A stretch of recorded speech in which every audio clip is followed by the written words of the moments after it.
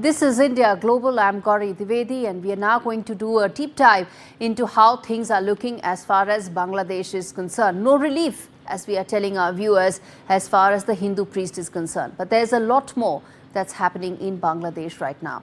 A court on Wednesday rejected the bail plea of Chinmoy Krishna Das, who has been arrested and jailed by local authorities on charges of sedition. Local media reported that Chittagong Metropolitan Sessions Judge passed the order on Wednesday, citing that this plea was rejected because he did not have a lawyer's letter of attorney on his behalf. The petition, which will be now heard on 2nd of January next year, now states that Das, who's been suffering, remember, from various diseases including diabetes and respiratory illnesses, has been arrested in a false and fabricated case. With attacks on minorities, especially Hindus, continuing, some are trying to flee to India in desperation to escape Islamic radicals, which have now been mainstreamed in Bangladesh. Even Chinmoy Krishna Das's lawyer, Rabindra Ghosh, who's a senior lawyer in the Bangladesh Supreme Court and human rights activist, was in fact manhandled, threatened when he went to the Chittagong court and submitted the pleas for Chinmoy Krishna Das. Before we go any further, take a look at this report that my colleague Saurabh Gupta filed, and then we go across and ask more in terms of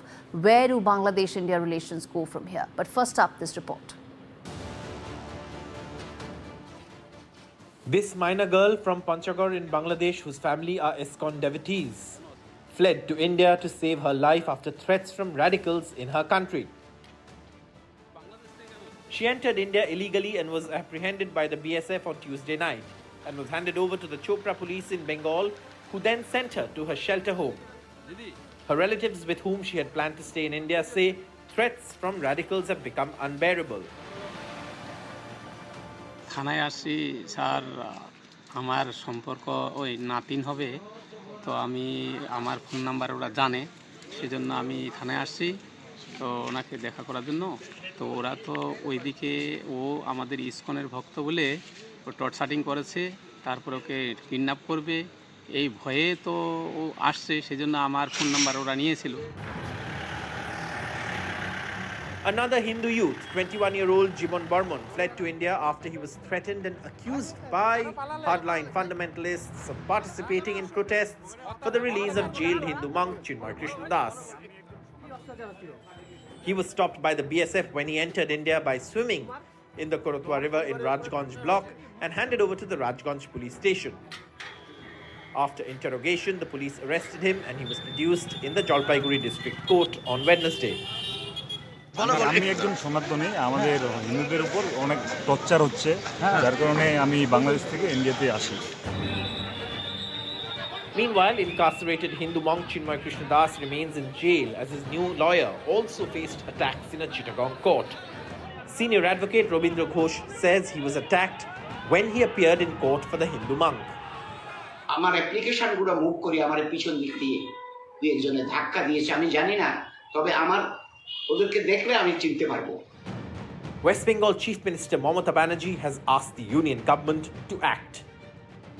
আমরাও সকলে প্রোটেকশনের দাবি জানাচ্ছি আমরা চাই government of India must act মানে কি মানুষকে নিরাপত্তা দিক মানুষকে যারা ফিরতে চায় ফিরিয়ে আনার ব্যবস্থা দিক কাজেই টোটালটা গভর্নমেন্ট অফ ইন্ডিয়ার ব্যাপার আমরা শুধু চাই তারা আমাদের মাইনরিটিসদের রক্ষা করুক India is walking a diplomatic tightrope when it comes to dealing with the Bangladesh situation as anti-India elements and radical forces continue to target minorities and Hindus in Bangladesh. The Indian government has been pushing for the safety of minorities, especially Hindus. But in a relationship that has so many aspects, the challenge for India remains in keeping the neighborhood friendly and stable. With camera person G.D. Shankar in Kolkata, Saurabh Gupta, NDTV. All right, that report highlighted how Hindus are trying to flee out from Bangladesh to try and seek refuge in India. But what is the status right now on ground, especially after Foreign Secretary's visit recently?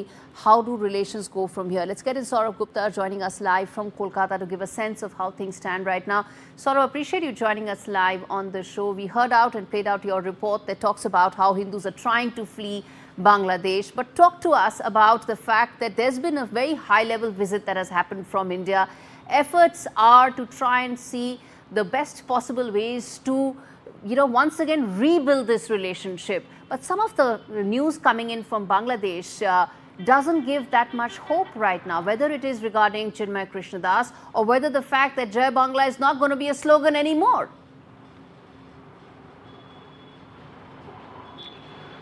I mean, we've been reporting this, that Bangladesh as a country in 1971, and today we've got some good news amidst all of this, is that a delegation from Bangladesh will be at least taking part in the Vijay Diwas celebrations. Vijay Diwas celebrations, as you know, is a celebration to commemorate the military victory in 1971 that carved out the nation of Bangladesh, from erstwhile East Pakistan. So obviously this is something that is good news amidst all of this, but the focus really is that this is a neighborhood that's extremely important from India's perspective. India's Act East policy focuses on neighbors like Bangladesh, which is why the Foreign Secretary made it very clear during his visit that it was not limited to one strand. Currently the times are challenging. Anti-India elements, radical forces, are exerting themselves in Bangladesh. There is a lot of anti-India messaging that's going on, but largely the relationship is important because it's so all-encompassing. There's waterways, there's roadways, there's trade, there's power, there's internet transit points, ports, so many things. And India and Bangladesh together are much better than obviously a bad relationship. So that's something that India is working on. Absolutely, and there's hope that some of these tensions find a way to sort of get diffused. It may not happen over time, will take time, but I guess that's what diplomacy is all about, being patient and moving forward. Really appreciate you, Saurabh, joining us live on the show to talk more about India-Bangladesh. All right, on that note, we slip into a very short break. We come back on the other side, talk more about where's Bangladesh headed, where's the specific case about Chinmoy Krishna Das headed, and most importantly, what should New Delhi be doing next? We come back and talk more on that. Stay with us.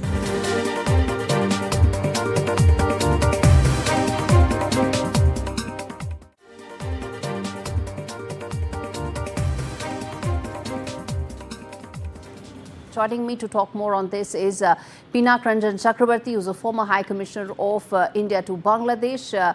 Also have Muqtadir Rashid, who's a senior journalist, joining me from Dhaka. And we also have Professor Dr. Nazmul Hassan joining me from Dhaka as well. Good evening, gentlemen. Thank you so much for taking out the time. Let me start with you, Ambassador Chakrabarti.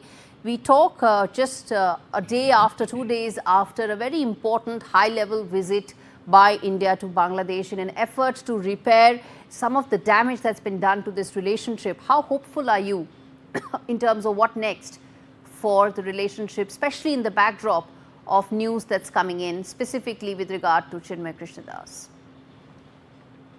If you look at the geography of where we are located, as we have been saying, that India and Bangladesh are joined at the hip.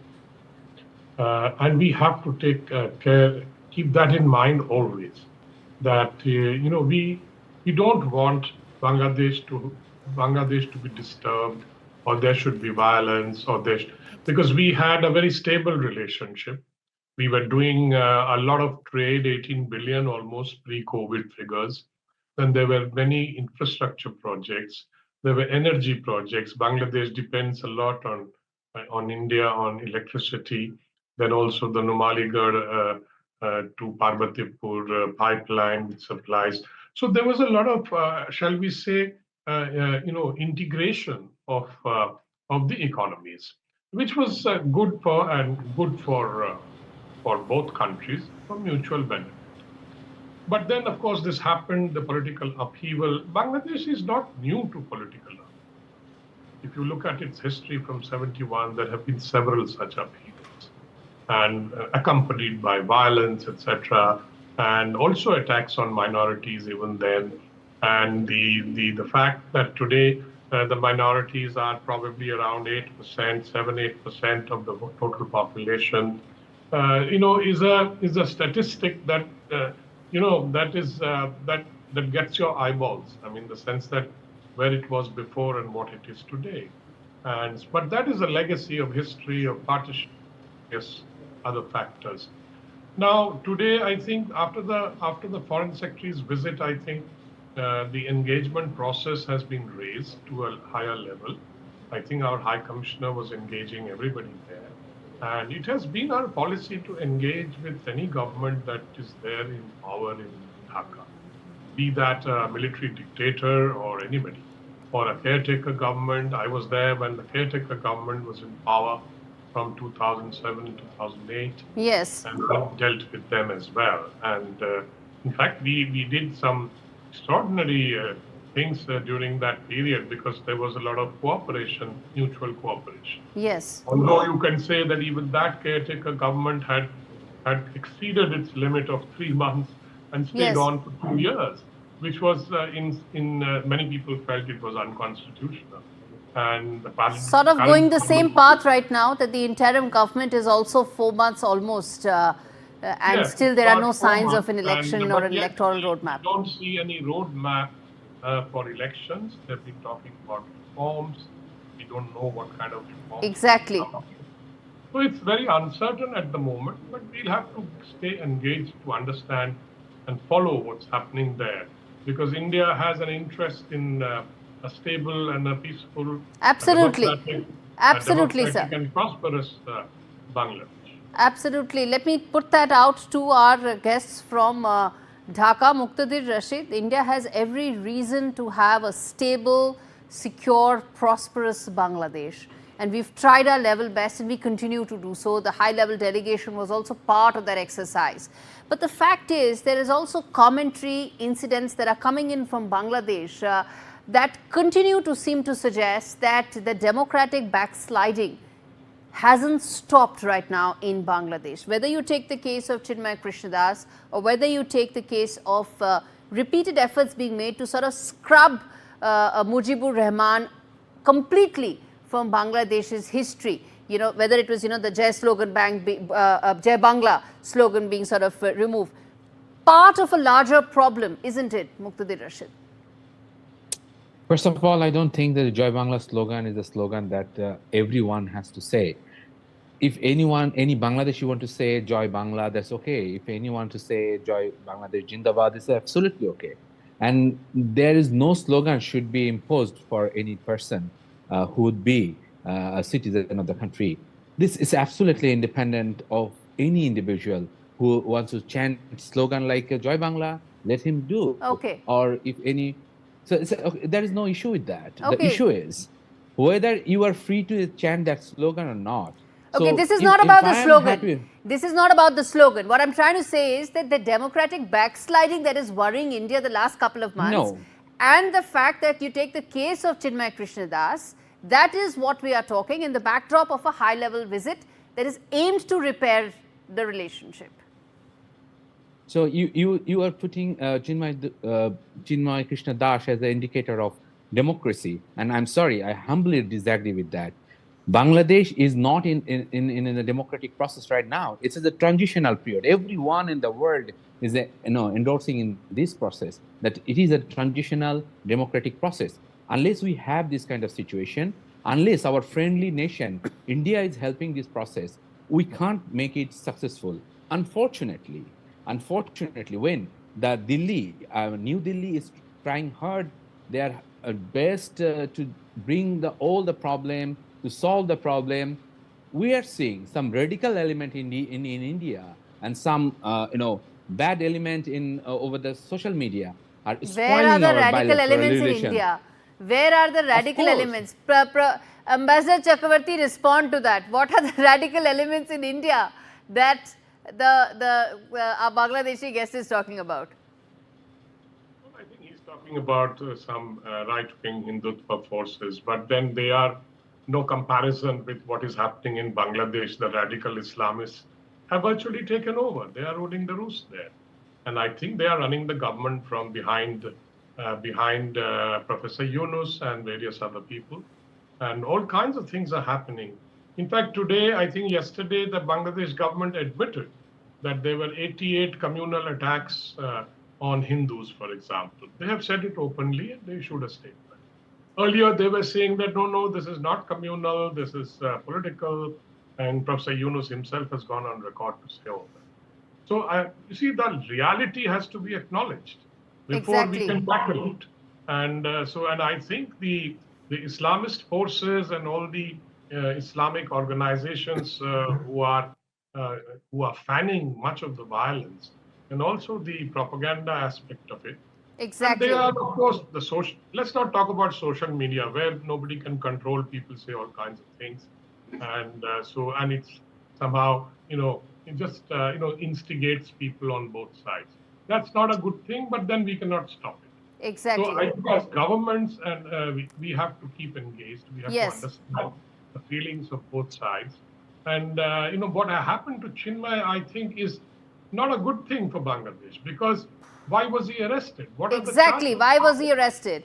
And No, such serious charges. Let's ask this to some Professor sedition Nazmul. charge, which is not clear as to Exactly. Professor Nazmul, now the fact is two things. Why the serious charges that have been slapped on Chinmoy Krishna Das, and also the fact that the Bangladesh government has admitted 88 documented attacks on Hindu minorities. Forget the ones that are undocumented. These are documented attacks. So, when we are talking about the fact that the radical Islamist element has been emboldened in Bangladesh right now, what can be done to bring democracy back and also ensure that the radical Islamist elements do not overpower Bangladesh society? Well, there is a hint in the statement of His Excellency, Mr. Pinak Ranjan Chakravarti, who was our High Commissioner in Dhaka from India. He said that we should speak about the reality. So let's call spade a spade. Hindus are the second largest majority in Bangladesh, and others are Christians and the Buddhists. And, Chinmoy Krishna Das's plight has been largely sort of affected the second largest community in Bangladesh. And there was a demonstration in Chittagong, in Dhaka and other places to show solidarity with his cause. I mean, majority people may not see eye to eye. And the rise of anti-Indian sentiment is a reality in Bangladesh nowadays. This is not 72, this is 2024. And the long Hasina rule actually created this alienation. And we don't know where we are heading to. What alienation are you referring to? What alienation are you talking about? The rise of Islamic sentiment is no wonder there. And, Bangladesh is former East Pakistan as well. I mean, it didn't start its journey in 71. So it all started in 1905 with the, division of Bengal, and then establishment of Muslim League in 1906. No, we can't go so far back in time. I know about the Muslim League, the Bengal partition, Direct Action Day. There is all of it that is there, all of it documented, including the fact that the atrocities on Hindu minorities continue. I'm running out of time. Ambassador Chakravarti, quick closing comments, 30-second please. You heard the two guests from Bangladesh. How do we go past this? Well, we can't go past it if we start pointing fingers and blaming each other. And I think the Bangladeshis must realize that blaming India for all their problems is not the right way to go. And, everything in Bangladesh is not a problem created by India. And I think their internal problems, we are not responsible for it. If they can't manage their own democracy, then why should India be held responsible? Exactly. This is what I cannot understand. Absolutely. I would say that India must strongly support the return to democracy. Exactly. Which I don't see at the moment any plan. After all, elections have to be held. Absolutely. Elections have to be held and India's support must continue. Thank you so much, gentlemen. I'm completely out of time. Muqtadir Rashid, I owe you another interview and I'm going to ensure that we get you next week as well to give you more time. But thank you so much, all of you, for speaking to me on India, Bangladesh. There's always hope on which we end this conversation.